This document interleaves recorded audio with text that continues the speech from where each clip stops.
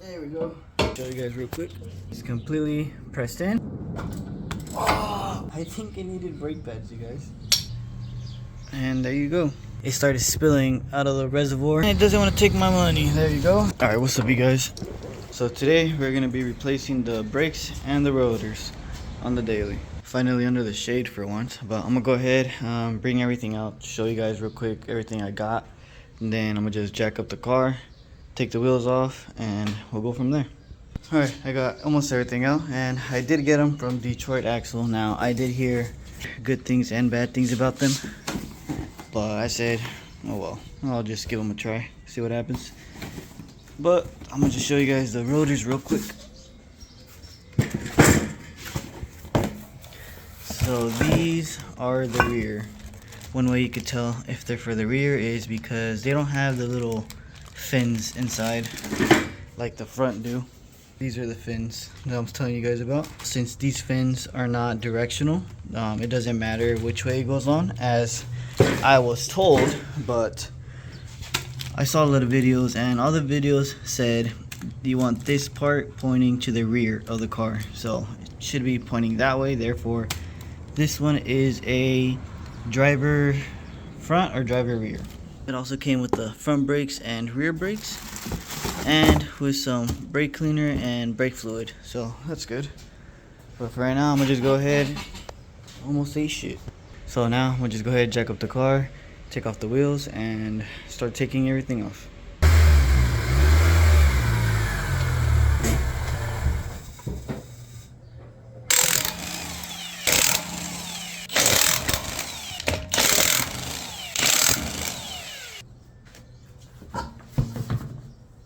First thing I'm gonna do is take these two bolts off the caliper, which they are 14s. I don't know how well you guys can see that, but I just went ahead, loosened the two bolts from the caliper, and they were pretty tight.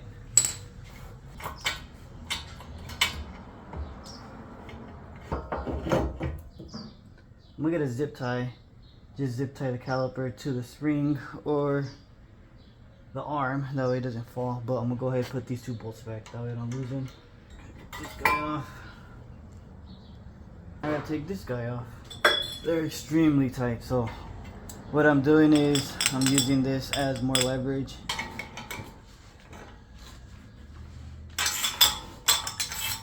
Alright, that's one.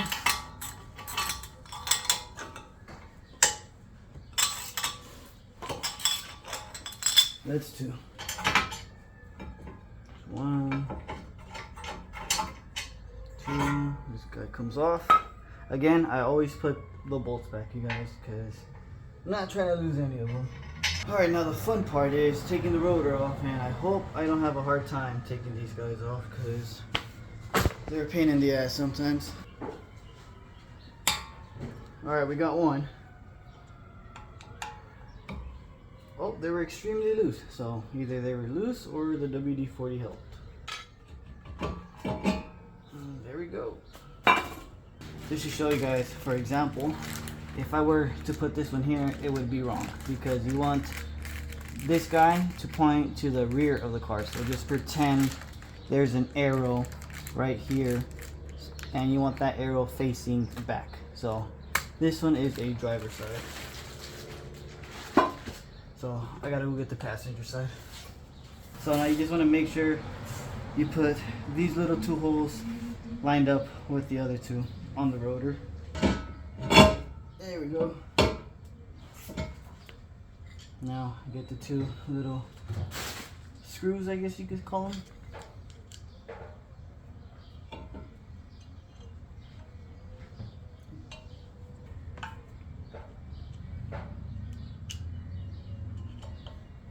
Once I get the brake caliper on there and everything, I'll go ahead and tighten them some more.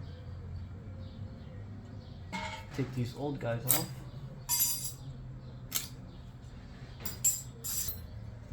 Alright, now we just go ahead, put this guy on, like so.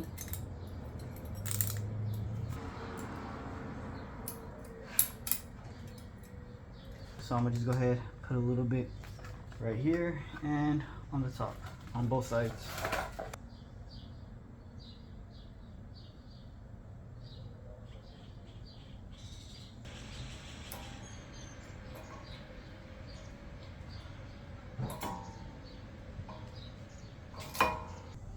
Also, you do want to put some grease on here. As you can see, it's pretty dry, so I'm gonna just go ahead, get some grease, and yeah, so I'm gonna go do that real quick. So I went ahead, put grease on both of them, and now go ahead, put the caliper back on. Nope, not going on. So I need to go get the compressor thing to push the piston back in. I got this little tool at Harbor Freight in case you guys are interested, and all you gotta do is get an old brake pad, put it like so, and this metal piece, you want to put it inside the brake caliper. I don't know if you guys can see this, and just turn.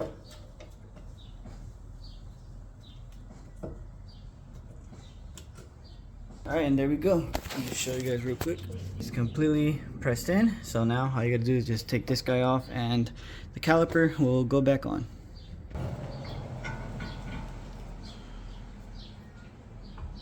There we go.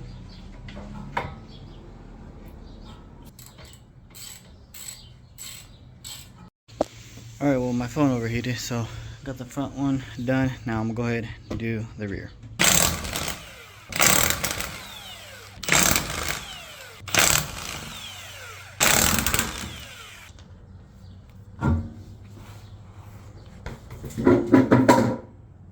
Alright, well for this side, you're just gonna go ahead and take this bottom bolt, this top bolt off as well. And I think they're also 14s. Nope, they were 12s. So, just gonna go ahead and loosen these real quick. Oh, fuck! I got my thumb really good. This guy should just come right off.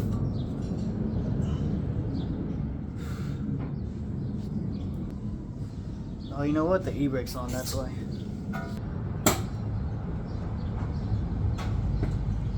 Now that the e-brake is loose, it should come right off. Yep.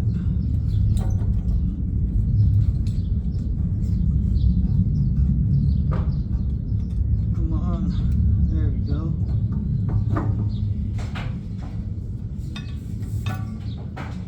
Damn. Look at this. Nothing left. I don't know how well you guys can see that, but I think it needed brake pads, you guys.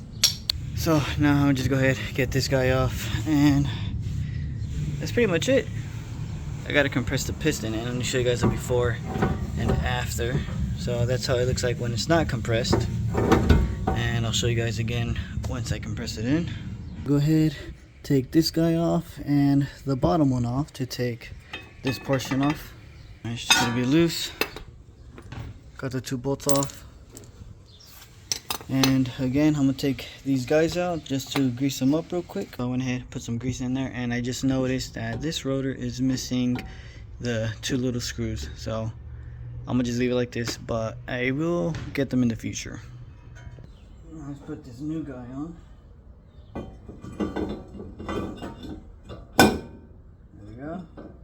But you're gonna need to get these little screws up. I'm struggling at the moment to get this little guy out, so I'm gonna just go ahead, get this guy out, and then compress the piston in. Alright, well I got it out, but little note for you guys, compress the piston in next time before taking that little bracket or whatever this is called, but compress the piston in first before you take this off, because it's way easier.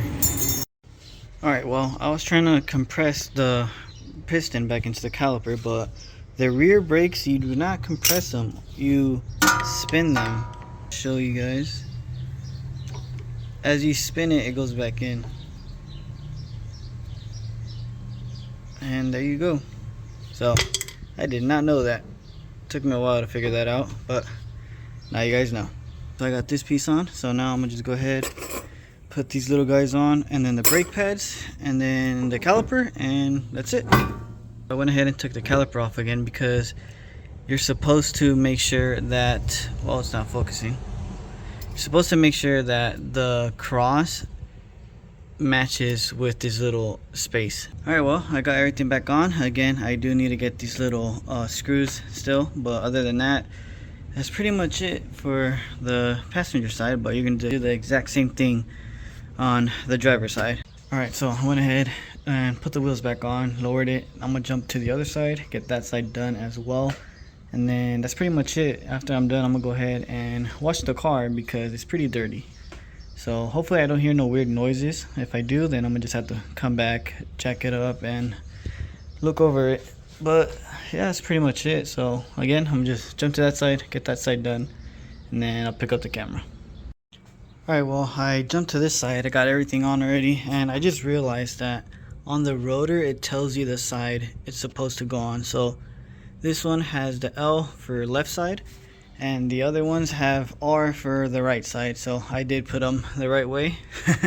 So that's a good thing. Also, I did spill some brake fluid because when I was compressing the piston back in, it pushed the fluid back up and it started spilling out of the reservoir. I just gotta make sure everything's good when I drive it, but other than that, everything's going pretty smooth. So now I'm gonna just jump to the rear and get that one done.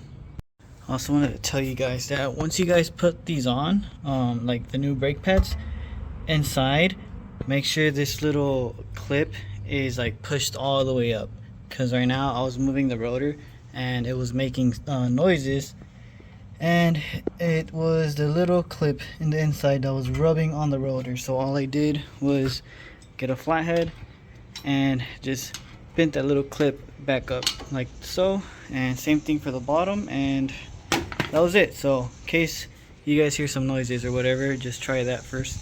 So I just got back from a drive and everything feels good, so no weird noises or anything. So I'm gonna just go ahead, drive to the car wash, wash the car, and yeah, pretty simple install.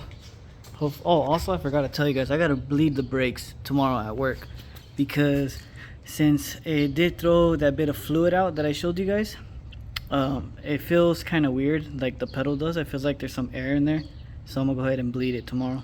I made it to the car wash and it doesn't want to take my money. There you go.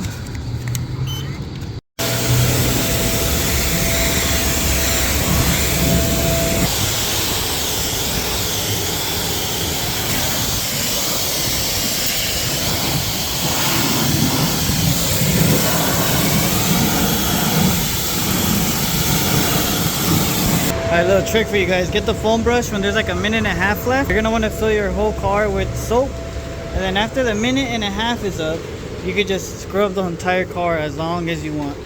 Then once you're done, you just put another $2, rinse it off. That way you're not in a hurry scrubbing the entire car in a minute and a half. So just fill the whole car up with soap, and then after that time's up, you could just go ahead, brush the whole car. And I just finished washing the car, and I forgot to tell you guys, my windshield cracked like a week ago because I was driving behind a truck and it threw a big ass rock like that big. It hit the windshield, and at first it was just a little dot, and with the time it's just been cracking. So there's actually a new crack. This one right here was not here in the morning, that just happened today. But at first it was just this little dot, and then everything started cracking. So I'm gonna need a new windshield pretty soon. But that's the end of this video, so I hope you guys enjoyed. Subscribe, and I'll see you guys in the next one.